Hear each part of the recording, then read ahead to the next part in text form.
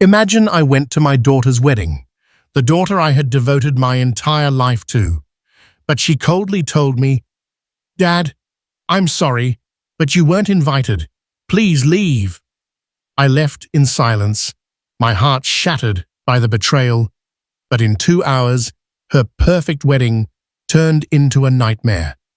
Stay with this story until the very last moment. The ending will astonish you. Vengeance. It wasn't justice. Before continuing, please subscribe to the channel and tell us where you're listening from in the comments. The champagne glass slipped from my hand. Crystal fragments scattered across the marble floor like shooting stars. Each piece reflected the horror on my daughter's face. "Dad, what are you doing here?" Emily's voice cut through the elegant chatter of the guests.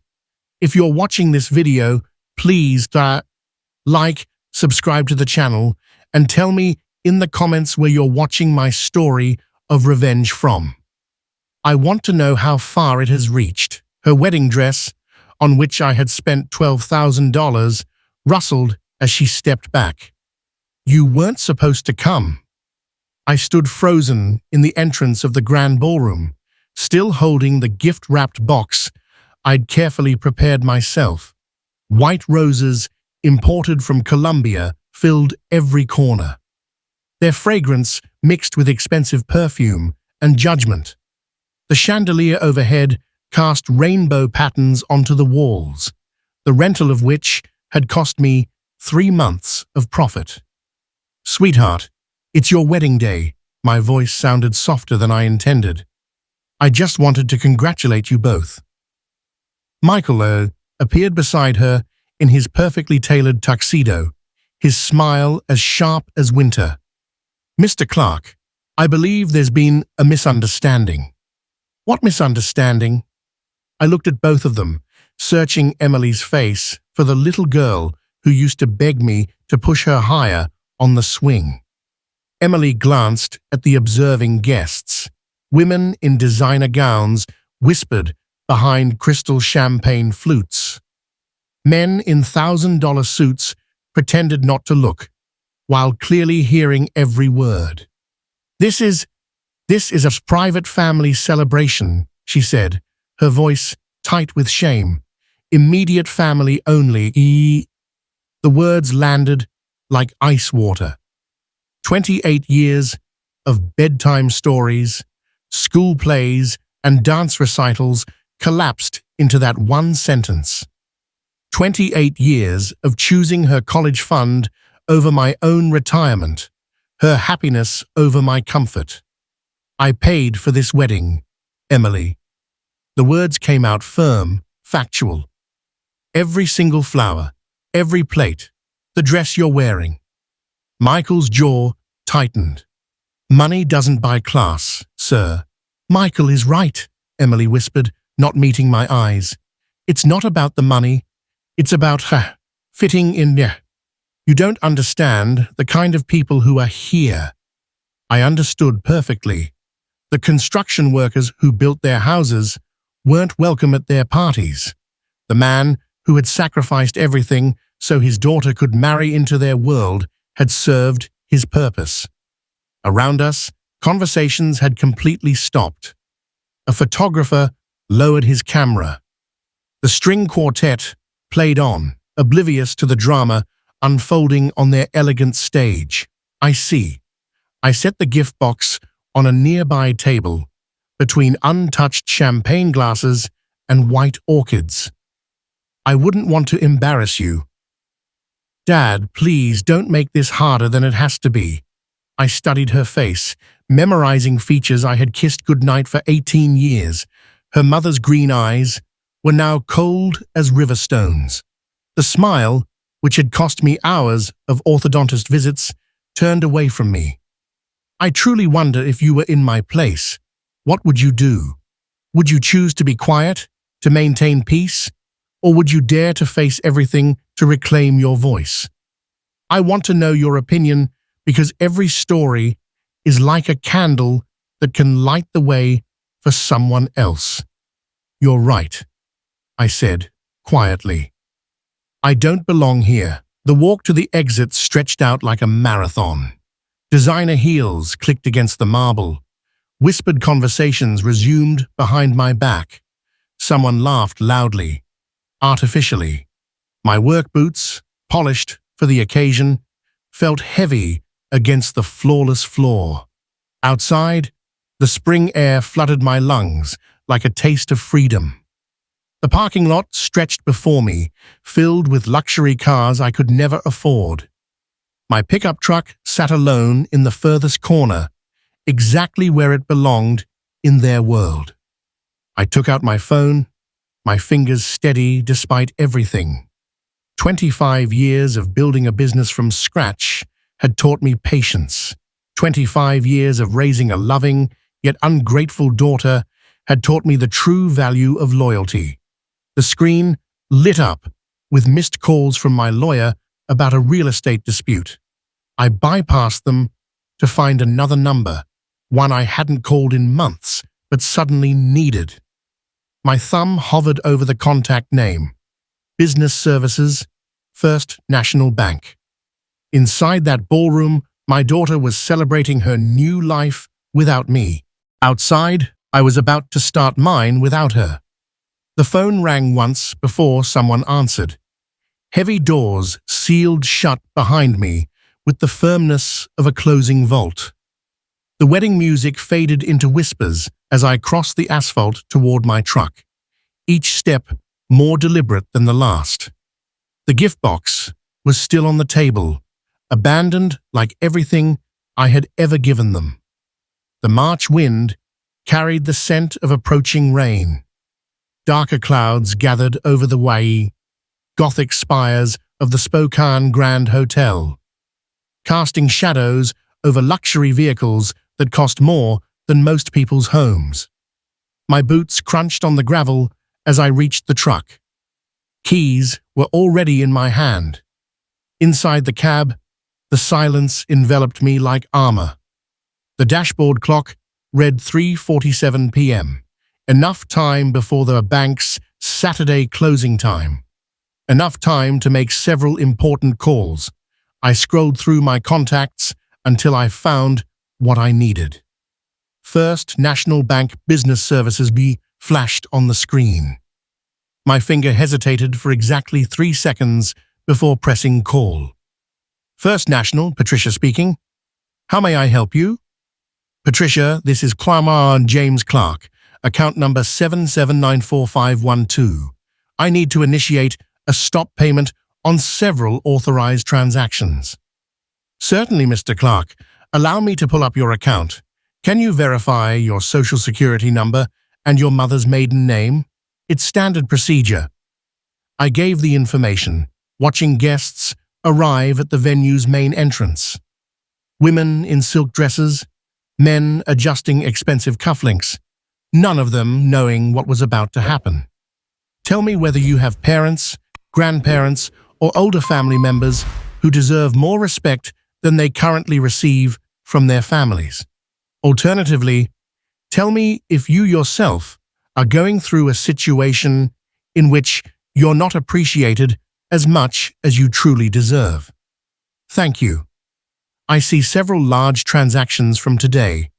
Which ones, specifically? All wedding-related payments. Venue rental, catering deposit, floral arrangements, photography, music services. I rattled off each item like an inventory. The implementation needs to be immediate. Sir, these are significant amounts. Are you certain you want to stop all payments? Completely certain. There has been a change in circumstances. Keystrokes filled the pause. I will need authorization codes for transactions over 10,000. I recited the codes from memory. 25 years of running a construction business had taught me to remember every important number, every contract detail, every payment authorization. The stop payments are now in effect. Confirmation numbers are being generated. Is there anything else? That covers the banking side. Thank you, Patricia. The next call was to Elegance Catering of Spokane, the company Emily had insisted on hiring despite their astronomical prices. Elegance, this is Marcus. Marcus, this is James Clark. I'm calling about the Anderson wedding reception that's currently underway. Ah, yes, Mr. Clark. Everything is going splendidly. Guests are raving about the appetizers. I'm afraid there's been a financial complication. The payment authorization has been revoked. You'll want to secure your equipment and the remainder of the food service. A silence hung between us. Pardon me, what exactly are you saying? The bank has stopped payment on your contract, effective immediately. I suggest you secure your assets. But we're in the middle of service. The main course hasn't even been served. Terrible timing, my voice remained steady, professional. Perhaps you'll want to speak to the guests about alternative payment. Marcus hung up without another word. Bellissima Blooms, the florist answered on the second ring. This is Susan. Susan, this is James Clark, calling about the Anderson wedding flowers. Mr. Clark, the arrangements look gorgeous. The bride was delighted with the orchids. There's been an issue with the payment. The bank authorization has been cancelled. You'll need to collect your arrangements if you want to recover any value. Collect them? But they're integrated into the venue's design. Business is business, Susan. I suggest you hurry. 3 more calls followed. Photography services, the string quartet, even the linen rental company. Each conversation followed the same pattern. Professional courtesy, then escalating alarm, then rushed disconnections as the vendors scrambled to protect themselves. My phone read 4:15 p.m. when the last call ended. Through the windshield, I saw a white, Elegance catering van pull up to the ballroom's service entrance. Marcus was likely coming to salvage what he could. Inside that ballroom, Emily was probably still greeting guests, blissfully unaware that her perfect wedding was about to become a very expensive lesson. Michael was likely discussing business with his father's friends, confident in his superiority over simple construction workers. Neither of them understood what today had truly cost them. I started the engine and pulled out of the parking lot, driving slowly past the main entrance of the venue. Through the tall windows, I glimpsed the reception in progress. Crystal glasses raised in toasts, elegant figures moving across polished floors. Everything was about to change. My phone vibrated with an incoming call. Call from Emily's number. I let it ring. The dashboard clock read 4:20 p.m. when the first truck arrived. Bellissima Blooms was painted in elegant script on the white panels. Susan was at the wheel with 2 assistants riding shotgun. They parked near the service entrance and unloaded empty containers with professional efficiency. Through the venue windows, I could see the cocktail hour in full swing. Crystal glasses caught the chandelier light as guests mingled around Emily's imported orchids. Michael made a broad gesture toward a circle of men in expensive suits, likely explaining his latest deal. Neither the bride nor the groom noticed the team of florists entering through the side doors. Emily stood near the main entrance, radiant in her $12,000 silk and pearl gown, accepting congratulations from a steady stream of relatives. Her laughter echoed across the hall, joyful and carefree. The sound would change soon. Susan appeared at the ballroom door with 2 large plastic containers. She walked directly toward the main altar, her assistant flanking the smaller arrangements. Guests began to turn, confusion replacing celebration as the team started dismantling the centerpiece. "Excuse me," Emily approached Susan with the practiced smile of someone accustomed to managing staff. "We're in the middle of our reception. Whatever you need can wait." Susan straightened, holding a cascade of white orchids. Ma'am, I'm Susan from Bellissima Blooms. The payment authorization for these arrangements was cancelled 40 minutes ago. I need to retrieve our property. Emily's practiced smile flickered but held. That's impossible. Everything was paid for weeks ago. The account holder, James Clark, contacted us directly. All payments have been stopped. Susan continued removing flowers with professional detachment. I have written authorization to collect our arrangements. Emily's face paled. Around her, the guests had stopped talking entirely. Michael strode across the room in quick steps, his expression shifting from confusion to anger. What exactly is going on here? His voice carried the authority of someone unaccustomed to being questioned. Payment issues, sir. We are collecting unpaid merchandise. Susan's assistant began wrapping the altar arrangement in protective plastic. This is completely unacceptable. Michael flushed. Call your manager immediately. I am the manager, and our contract clearly states that cancelled payments nullify our service obligations. Susan nodded to her assistants, who began collecting the table centerpieces as the guests watched in stunned silence. The Elegance catering van pulled up outside as Susan's team continued their systematic retrieval. Marcus stepped out with 3 serious-faced, determined staff members. They entered through the main door this time, making no attempt to be discreet. Emily watched the orchids disappear into the receptacles, her perfect composure cracking like fine china. There has to be a mistake. My father wouldn't do this, he couldn't. Ma'am, we must suspend food service immediately. Marcus approached, clipboard in hand.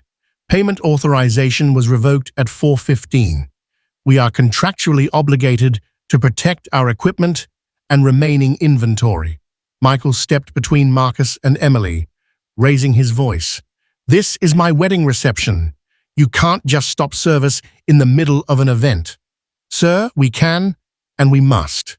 When payment authorization is cancelled, standard procedure dictates immediate protection of assets. Marcus signaled. His team began covering the service stations with white tablecloths. Guests shifted nervously, champagne glasses still untouched in their hands. Conversations had devolved into worried whispers. Someone's phone rang, sharp and intrusive in the tense atmosphere. The string quartet stopped playing as their equipment coordinator arrived. Microphones went silent, speakers powered down. Even the ambient lighting shifted as the sound technician disconnected his mixing board. Emily stood frozen in the center of her collapsing reception, the flawless wedding dress amidst the chaos of disappearing services. This can't be happening. Not today. Not like this. Emily, what kind of arrangement did your family make? Michael's voice carried a new suspicion, his anger redirected from the vendors to his bride. I don't know. Everything was supposed to be arranged. Her voice broke with the first hint of genuine panic. The venue coordinator appeared, a phone pressed to her ear, talking in urgent whispers.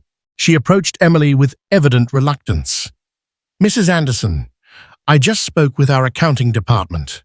All payments for today's event originated from a single account belonging to James Clark.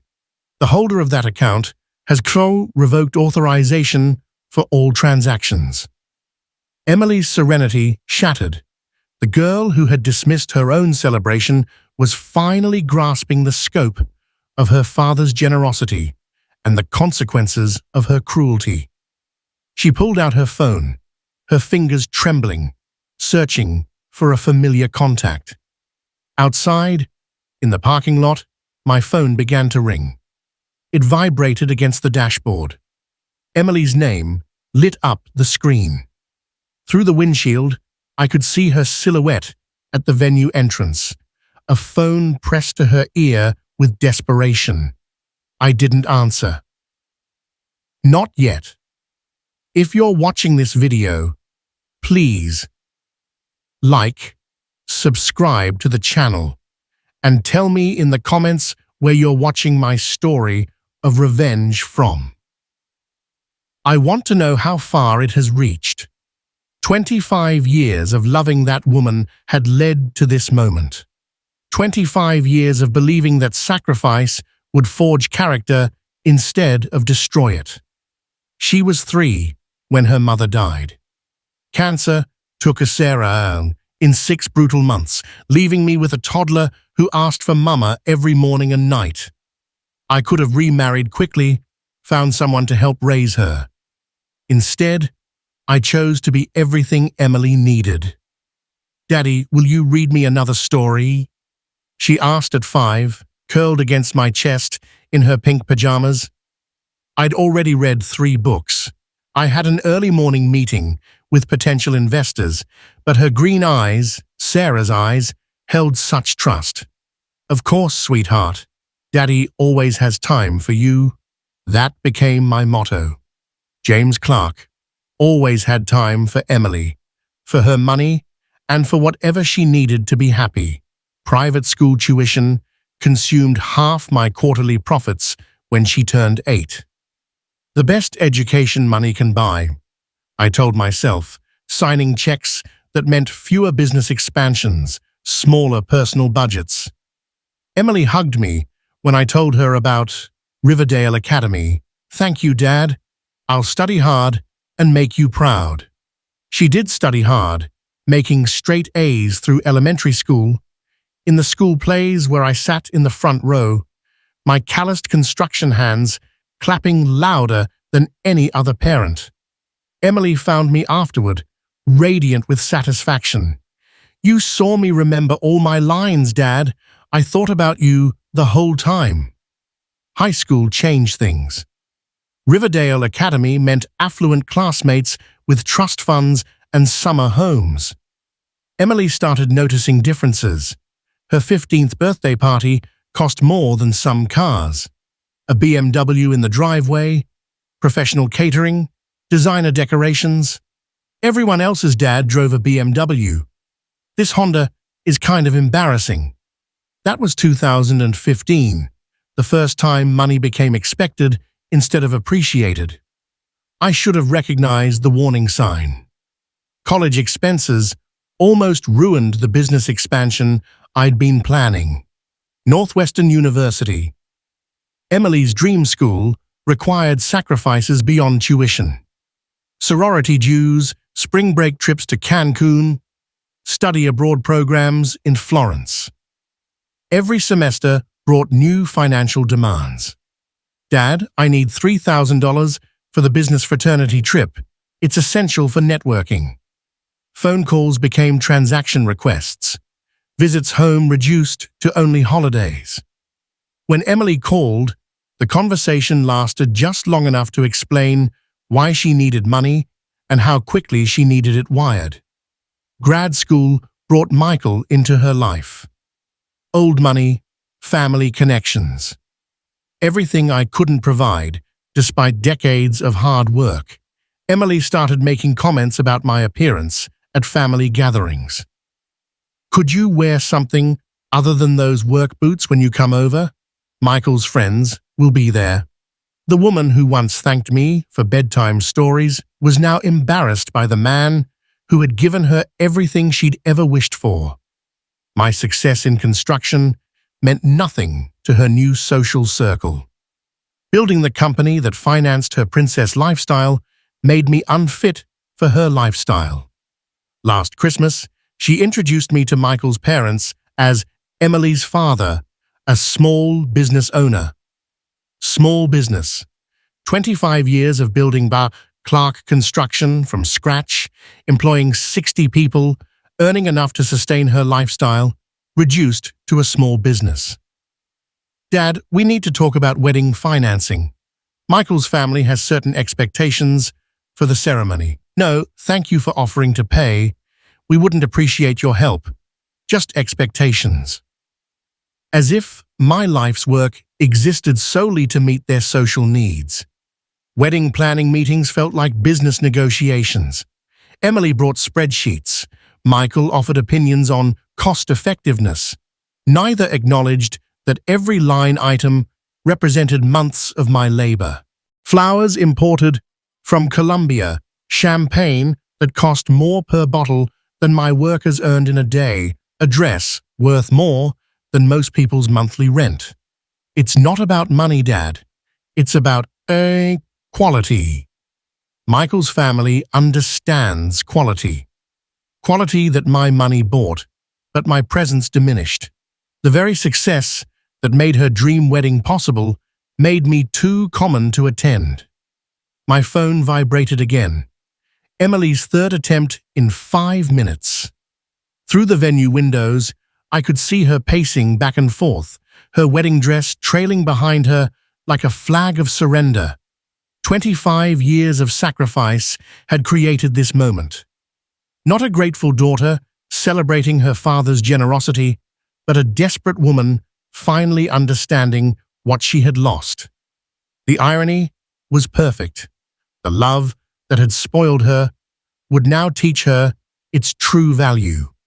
I reached for the phone. Time to answer. The engine hummed softly as I drove out of the parking lot. Emily's frantic silhouette shrank in my rearview mirror.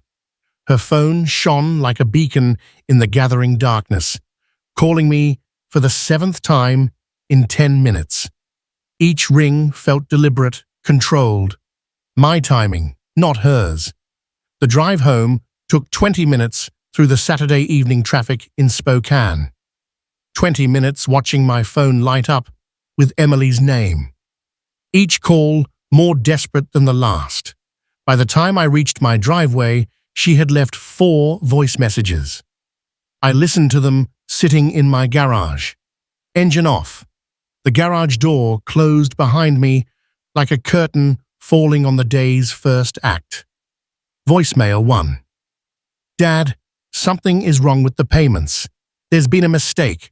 Call me immediately. Voicemail 2. This isn't funny anymore.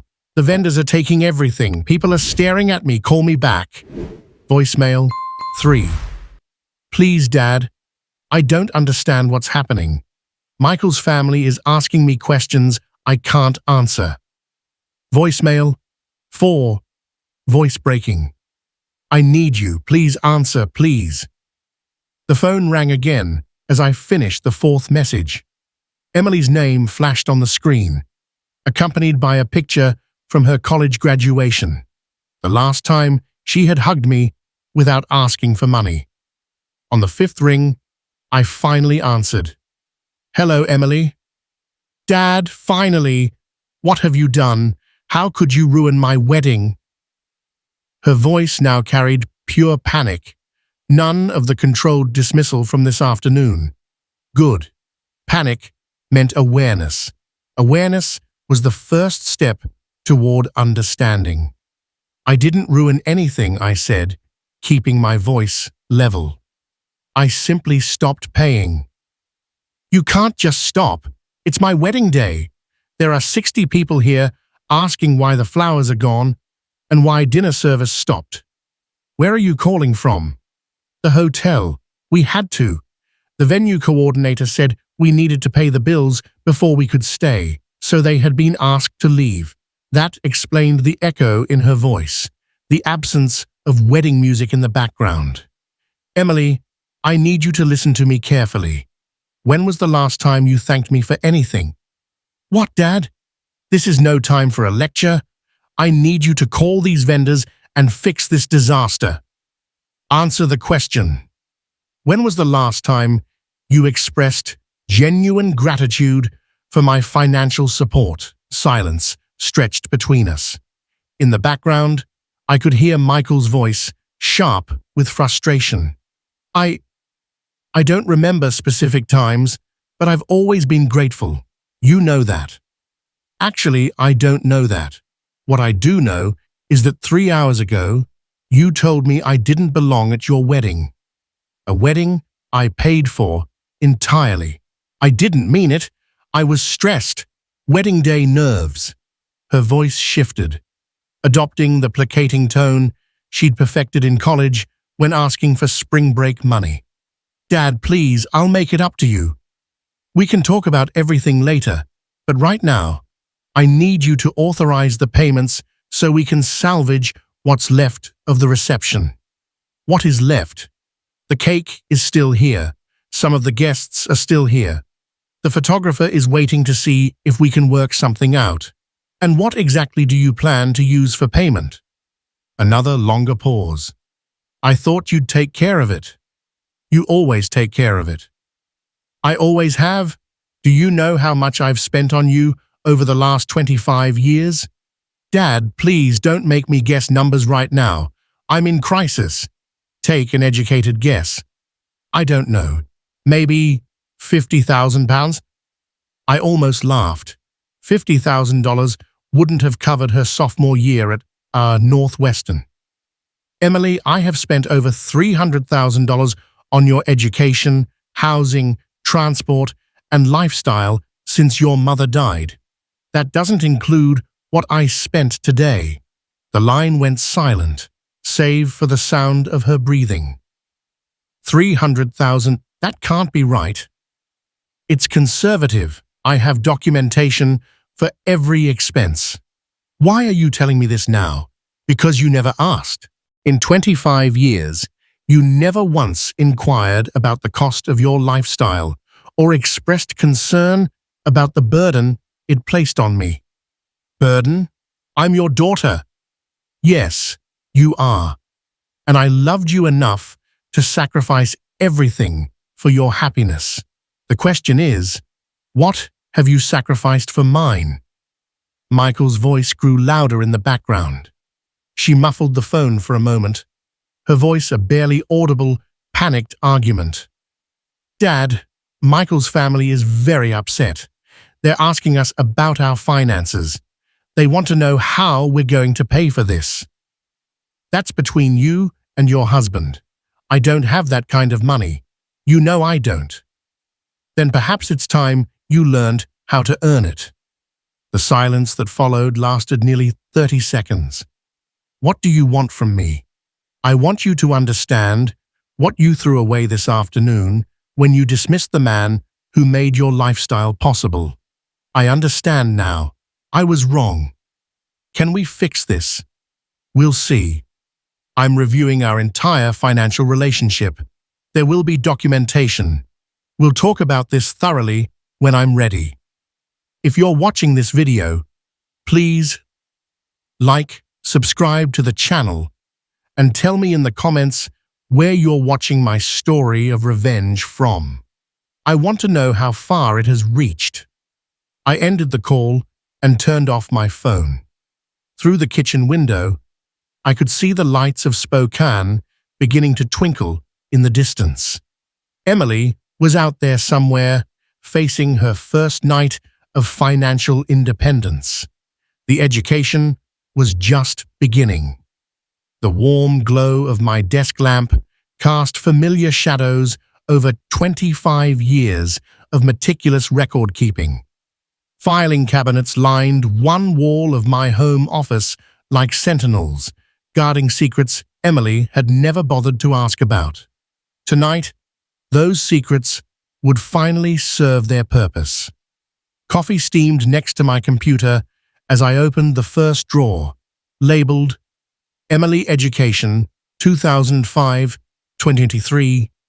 First folder, Riverdale Academy, 12 years of private school tuition. Every payment documented with bank transfers and semester reports. $10,000 a year. In 2005, rising to £15,000 by graduation. The math was daunting. $162,000 just for K-12 schooling. I created a new spreadsheet. My fingers moved automatically over the keyboard.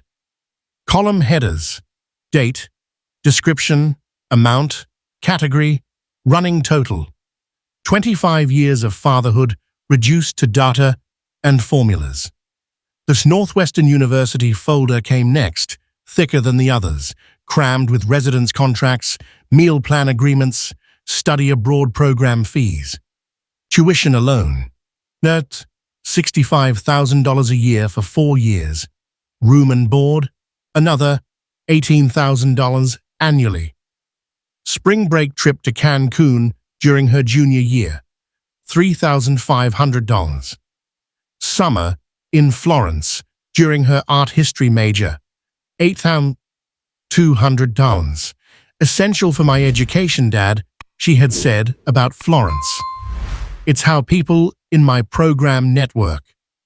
Page by page, receipt by receipt, the numbers climbed. Northwestern total, $334,800. 4 years of college cost more than most people earn in 5 years of work. The transport folder revealed its own patterns. First car at 16, a reliable Sound Honda Civic for £18,000. Everyone else drives a BMW, she complained 6 months later. Second car at 19, a BMW 320i for the £38,000. Third car at 25, a BMW X3, because Michael's friends drove luxury SUVs. Every car came with insurance premiums, maintenance expenses, and registration fees Emily never saw, hidden costs that good fathers absorbed without comment. My phone vibrated. Emily's name flashed on the screen. I let it ring, adding another entry to my spreadsheet. Phone, iPhone 15, Pro Max, $1,200. The technology/living expenses folder held the darker surprises. Grad school apartment in Brown, Spokane's South Hill.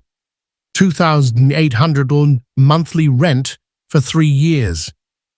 Credit card payments when her expenses exceeded the generous allowance I provided. An average of £100 a month. For Uber/Lyft for 2 years. Designer clothing purchases, spa treatments, vacation trips with friends whose parents financed similar lifestyles. The totals grew like compound interest. Education, $496,800. Transport, £86,000. Housing assistance, £100, £800. Personal expenses, £50,000. Wedding, £155,000. My calculator ticked up to $108,600. Nearly $1 million, spent incrementally over 25 years. Each expense seemed reasonable in isolation. Private school was an investment in her future. College opened doors. A reliable car ensured safety. Nice clothes gave her confidence. The wedding celebrated love. But the pattern told a different story. Emily had never contributed a single dollar to her own upkeep. Never held a job for more than 6 months. Never expressed concern over the costs or gratitude for the sacrifices. I opened the photo albums I kept of her childhood. Emily at 8, beaming and radiant after her first school play. Thanks for coming, Dad. Did you see how everyone clapped? Emily at 12, triumphant after winning the spelling bee. I thought about you when I got nervous, and that helped me remember the letter. I flipped through the years, searching for the moment she stopped seeing me as a person worth thanking, when I became simply a funding source for her ambition. My phone rang again, Emily's 13th call since our conversation ended. This time, she'd left a voice message. Dad, please answer. I've been thinking about what you said. I know I haven't been grateful enough. I know I've taken you for granted. Michael's family is threatening to leave if we can't explain the financial situation. I need to know what you want from me. What I wanted were 25 years of appreciation that would never come. What I needed was the certainty that Emily understood the value of what she had so carelessly discarded. I printed the spreadsheet summary and organized the supporting documents into manila folders: education, transport, housing, personal expenses, wedding costs. Each folder was thick with evidence of love, translated into dollars, sacrifice measured in bank transfers. Tomorrow would bring conversations Emily was not prepared for. Questions about responsibility, accountability, and the true cost of entitlement. Tonight was for preparation. The documentation spread across my desk like evidence in a courtroom. Nearly $1 million of support, provided without question, gratitude, or acknowledgement. Emily had lived like royalty while treating her benefactor like a servant. That arrangement was about to change. My phone vibrated one last time with Emily's name. I reached for it, then stopped. Not yet. Let her understand what helplessness felt like. Let her taste the panic of financial dependency without a safety net. The education would continue in the morning. Sunday morning brought the crisp March air and the clarity of thorough preparation. My briefcase stood by the front door, filled with 25 years of documented evidence.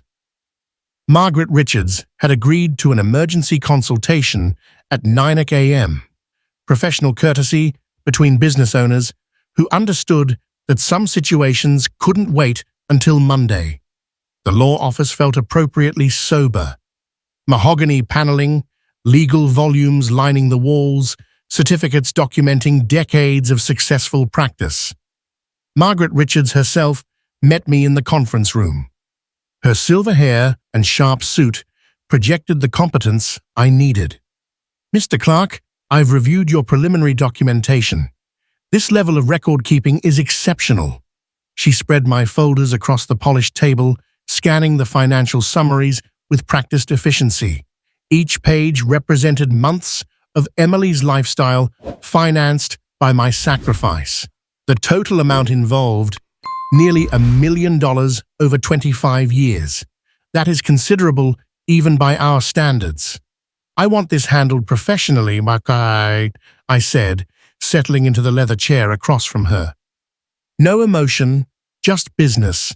Emily needs to understand the financial reality of what she has taken for granted." Margaret nodded, taking notes on a yellow legal pad. "The documentation supports the reclassification of gifts or the establishment of promissory notes. Given the pattern of escalating demands without reciprocal responsibility, we have multiple options for recovery." She outlined the strategy with surgical precision. A formal demand letter, requesting full reimbursement within 30 days. A detailed accounting of all expenses with supporting evidence.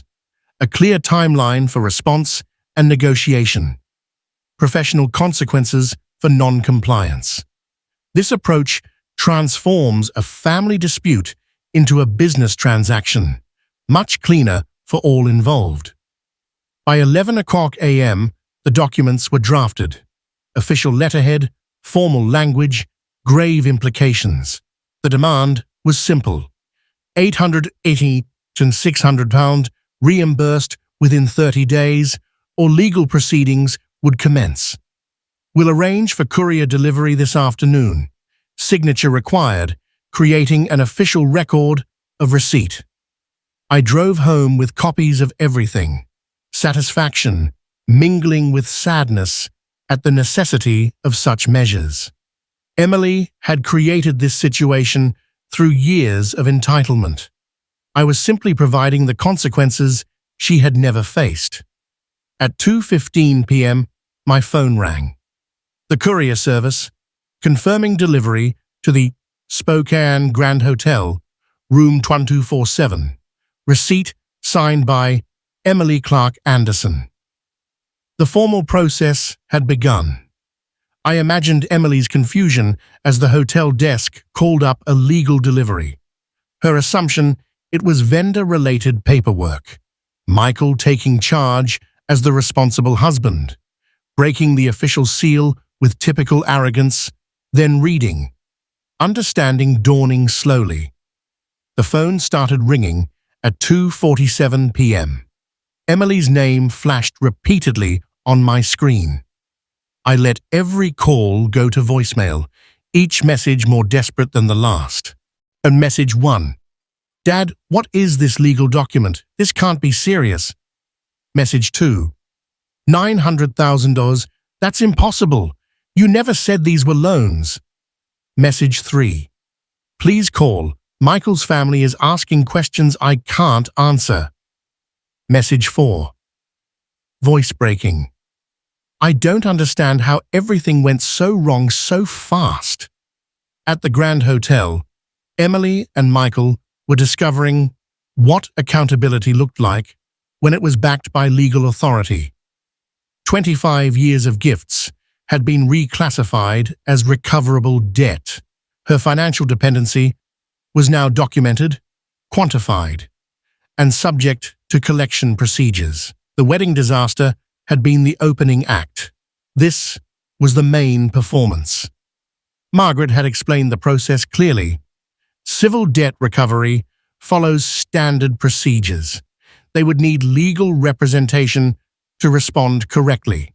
That costs money they don't have for a debt they can't pay. Emily's frantic calls continued throughout the afternoon. 15 missed calls, 8 voicemails, each revealing a deeper grasp of her helplessness. The woman who had dismissed me from her wedding was beginning to understand what she had truly discarded. The irony was perfect. Emily had spent 25 years taking my financial support for granted. Now, she faced 30 days to pay it all back, with professional consequences for failure. My phone buzzed again. Emily's 15th call. This time, I decided to answer. Dad, please, we need to talk about this reasonably. Emily's voice cracked through the phone speaker, exhausted of yesterday's panic. This legal document cannot be real. I settled into my kitchen chair, coffee steaming beside me. Through the window, the Spokane Sunday afternoon looked tranquil. Families walking dogs, kids riding bikes, normal people living normal lives. The document is entirely real, Emily. As are the 30 days you have to respond. But $900,000, that's impossible. You never said any of that was a loan. I never said it was a gift either. You simply assumed. In the background, I could hear Michael's voice, sharp with frustration, the rustle of paper, the sound of someone pacing. Emily, I need to understand something, I said, maintaining my level tone. Who exactly do you plan to contact for assistance with this situation? Silence stretched between us. Well, family, friends, people who care about me. I see. Well, you have 29 days left. I suggest you start making those calls. I ended the conversation and returned my phone to silent. Let Emily discover what I already knew, that nearly $1 million of debt would reveal exactly who was willing to help and who would politely decline. The phone lit up repeatedly throughout the afternoon, Emily's name appearing, then disappearing from the screen like a distress signal. I let every call go unanswered, every voicemail unheard. By evening, the calls had stopped. Monday morning brought a different kind of silence. No frantic messages from Emily, no desperate voicemails, just an unusual quiet that made me check my phone twice to ensure it was working correctly. The attack had begun. My assistant, Rachel, knocked on my office door around 9 a.m., holding a printed email, obvious concern written on her face. Mr. Clark, I received this inquiry from the Spokane Business Journal. They're asking about family issues impacting your business operations. I read the email twice. Masked professional language, pointed questions about my stability and treatment of family members, Someone had been making calls. Any idea how they found out about this? There's also this. Rachel handed me her tablet, displaying a Salford Facebook post with over 200 shares. A wedding photo of Emily, beautiful and radiant, followed by an emotional text describing a ruthless father who had destroyed her special day and was now demanding impossible financial payments as punishment. The post painted me as an unstable man taking vengeance for perceived slights. Hundreds of comments expressed shock and sympathy, with several local business owners I'd worked with for decades tagged. My phone rang. Bob Martinez from Martinez Concrete, a 20-year business partner. James, I'm seeing some things online. People are saying you have issues with your daughter's wedding expenses. Bob, I have documentation that tells a very different story. I hope so, because a few people are asking questions about your city contracts. You know how the politics work around here. 3 more calls followed within the hour, all expressing concern, all asking careful questions about my business and mental decisions. Emily and Michael had been busy. I figured out Michael's strategy easily enough. His family name opened doors in Spokane's social circles. The Anderson family had connections in country clubs, charity boards, and professional organizations where reputation mattered. They were using those connections to spread Emily's victim narrative. Local Facebook groups buzzed with second-hand conversions of the story. Construction company owner demands $450,000 from his daughter after ruining her wedding. Spokane businessman sues his own child for wedding expenses. Each retelling became more dramatic, more damaging. By noon, I had received 7 business-related calls expressing concern. The Spokane Rotary Club president wondered about my mental status regarding upcoming community projects. 3 separate contractors mentioned hearing things that might affect our working relationships. Emily and Michael had chosen their battlefield carefully. In a city like Spokane, reputation was currency. Destroy someone's standing in the business community, and you destroy their livelihood.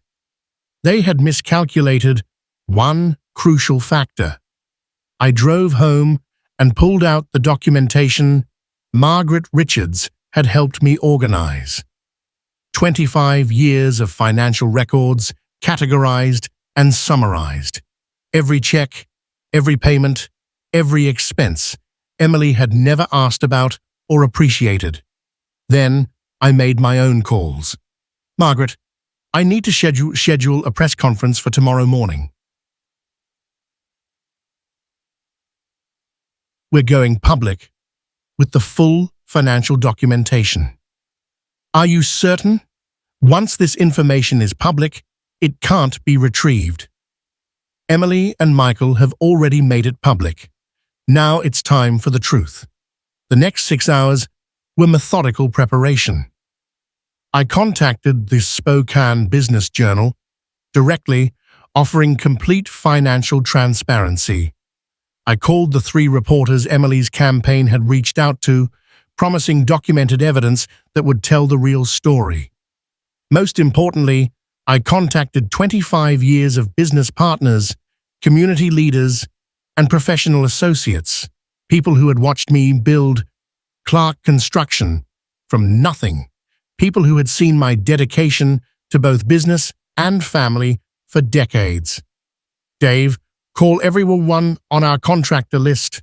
Tomorrow, there's a story coming out that will clear the record about the Emily situation.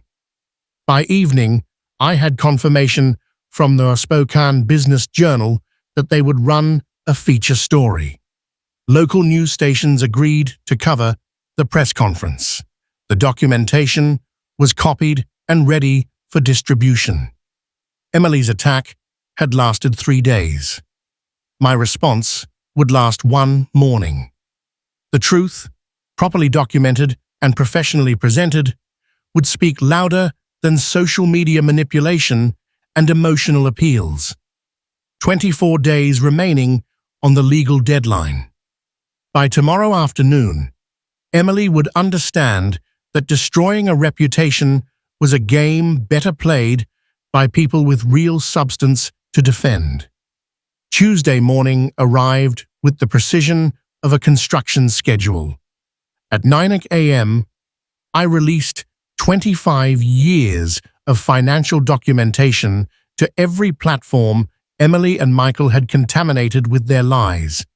The presentation was methodical, professional, and undeniable. Bank statements showing $808,600 in payments over 25 years. Categorized spreadsheets breaking down education costs, transportation expenses, housing support, and lifestyle funding. Photographs of Emily at every stage of her pampered life. Every picture matched with the corresponding financial support. Full transparency, 25 years of documented parental support. Read the headline I chose. Beneath it, a comprehensive timeline showing Emily's progression from a grateful child to an entitled adult, with every dollar spent, documented, and verified. The response was immediate.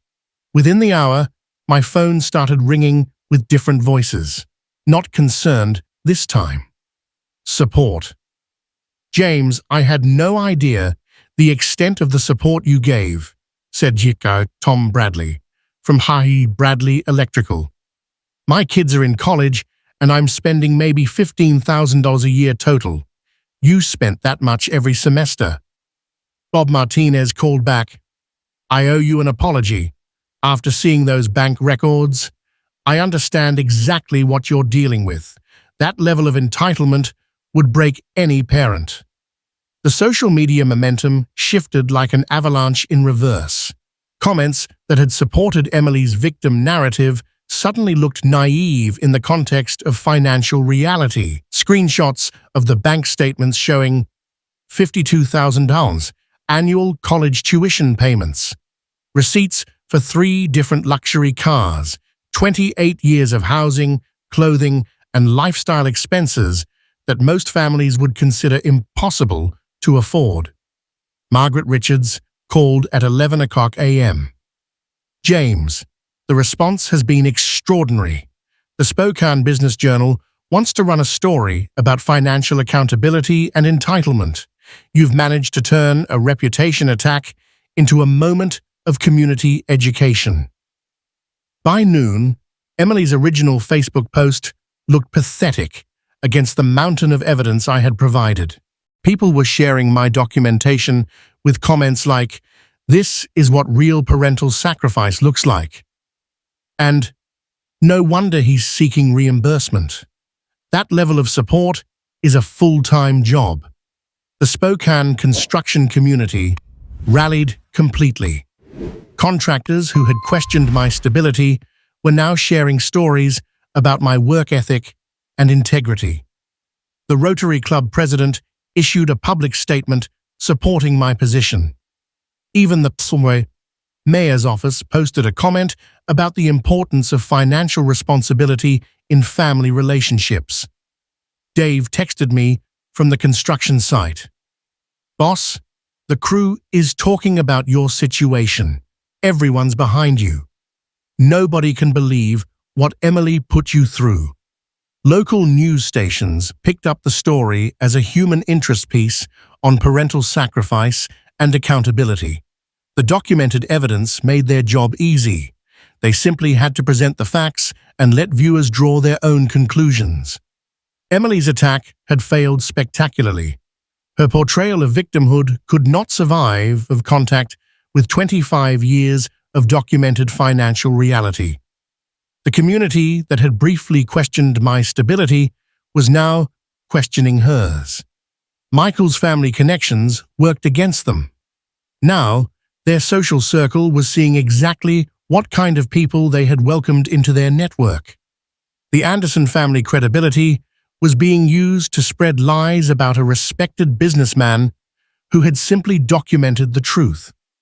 By evening, the narrative had completely reversed. Emily and Michael were not victims of a cruel father. They were entitled individuals who had attacked a generous parent when he finally set boundaries. The documentation told a story that emotional manipulation couldn't counteract. Every bank statement was a chapter in 25 years of sacrifice. Every receipt was evidence of love that had been taken for granted. My phone buzzed with a text from Emily. "Dad, take down those financial records. People are saying terrible things about us." I deleted the message without replying. 23 days remaining. The education was nearly complete. Michael's phone rang at 6:47 a.m. on Wednesday morning, jolting both of us out of fitful sleep. The hotel room felt smaller with every passing hour, heavy with the weight of the social media catastrophe and the mounting financial pressure. "Michael, this is your father." The voice carried clearly over the phone speaker with unmistakable authority. "We need to talk immediately." Emily watched the color drain from Michael as he listened to demands she couldn't hear. His responses were clipped, defensive. "Yes, I understand the implications." "No, I didn't know about the extent of the documentation. The situation is more complicated than we anticipated." The conversation lasted 12 minutes. When Michael hung up, he stared at the phone for a long moment before speaking. "My family wants me home today." He started. "Michael, this is temporary. My father will calm down once—" "Emily, stop." His voice carried a finality she had never heard before. "My father received calls yesterday from 3 different business partners asking about our family issues. The country club is full of gossip about the Anderson Family Association with financial fraud." "Financial fraud? That's ridiculous. This is a family dispute that got out of hand." Michael started pulling clothes from the drawers, shoving them into his suitcase with sharp, angry movements. "Your father posted bank records showing almost $1 million in support you never acknowledged. To my family's social circle, that looks like deception at best, manipulation at worst." Emily felt the panic rise in her chest like ice water. "You're leaving? We just got married 6 days ago." 6 days that have destroyed my professional reputation and my family's standing in the community. Michael's packing became more aggressive. "I have a trust fund, Emily. Business prospects, a future that depends on maintaining certain relationships. What about our relationship? What about our marriage vows?" Michael stopped packing and looked directly at her for the first time since the phone call. "What marriage? You walked me into a financial disaster without warning. Your father is demanding almost $1 million in reimbursement, and you have no way to pay it. My family lawyer says I need to protect myself from potential liability." "Liability? I'm your wife." "You are a financial burden with no assets and massive debt." The words hit Emily like physical blows. "My family cannot afford to be associated with this level of scandal." Emily's phone, silent for days, suddenly buzzed with a text message from Michael's mother. "Emily, dear, Michael needs to come home. Family obligations, you understand." The courtesy somehow made it worse. Even Michael's mother, who had praised Emily's grace and beauty at the wedding, was cutting ties with surgical precision. "Michael, please, we can work through this together. My father is angry, but he loves me. This will blow over." Your father posted financial records dating back 25 years. People are calling you a trust fund baby who never worked a day in her life. They're right. The accusation stung because it was accurate. Emily had never held a job for more than 6 months, never contributed financially to her own support, never questioned where her comfortable lifestyle originated. I was a daughter. Daughters are supposed to be supported by their fathers. Not to the tune of almost $1 million over 25 years with no gratitude or reciprocity. Michael zipped his suitcase shut. My family runs in circles where people contribute to society. They build businesses, support charities, create value. What have you ever created besides expenses? Emily felt something break inside her chest. Not just her marriage, but her understanding of herself and her place in the world. Where will I go? I don't have money for the hotel. My credit cards are maxed out. Everyone has stopped talking to me. Michael paused at the door, his hand on the handle. Call your father. Apologize. Accept responsibility. Maybe it will help you figure out how to become a real adult. Michael, please don't leave me alone. Emily, I've been alone in this marriage since it began. You never contributed anything except expectation and expense. His voice softened slightly. Maybe losing everything will teach you something. Your father's money never could. If you're watching this video, please like, subscribe to the channel, and tell me in the comments where you're watching my story of revenge from. I want to know how far it has reached. The door closed behind him with devastating finality. Emily looked around the hotel room that suddenly felt vast and empty. Her wedding dress still hung in the closet, a reminder of 6 days that had destroyed her entire life. No husband, no family support, no friends, no money. For the first time in 28 years, Emily Clark Anderson was completely alone. She picked up her phone and scrolled to a number she hadn't called since that first desperate Saturday.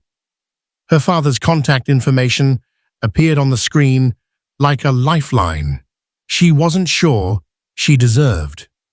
22 days remained to find almost $1 million she didn't have, to rebuild relationships she had destroyed, to become someone she had never been before. The phone rang once before a familiar voice answered. Hello, Emily. His voice carried none of the warmth she had grown up with, but no cruelty either. Just a quiet acknowledgement that his daughter was finally calling after losing everything. Dad, the word came out, broken, barely above a whisper. I don't know where to start. Start with the truth. Do you understand what happened this week? I looked around the hotel room at the absence of Michael, at the screen of my laptop that still showed hundreds of comments condemning my behavior. The weight of 28 years of entitlement and thoughtlessness collapsed like a crumbling building. I lost everything. My husband left me this morning. His family has completely cut me off. I don't have money for tonight's hotel bill. My voice broke.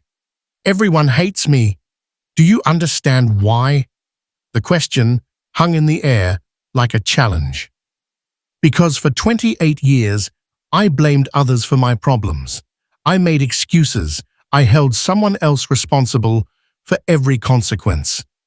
Not this time, because I treated you like a bank account instead of a person.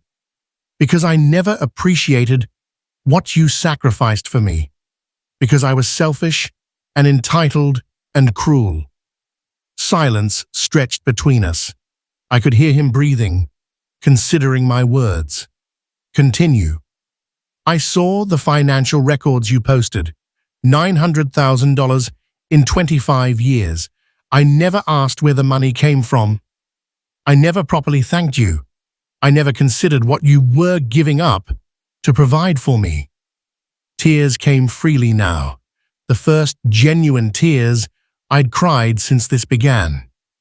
I dismissed you from my own wedding, a wedding you paid for entirely. What else? I tried to destroy your reputation when you confronted me. I lied about you on social media. I had Michael's family spread rumors about your character. The admissions felt like drawing poison from an infected wound. I became everything that's wrong with spoiled kids who never grow up.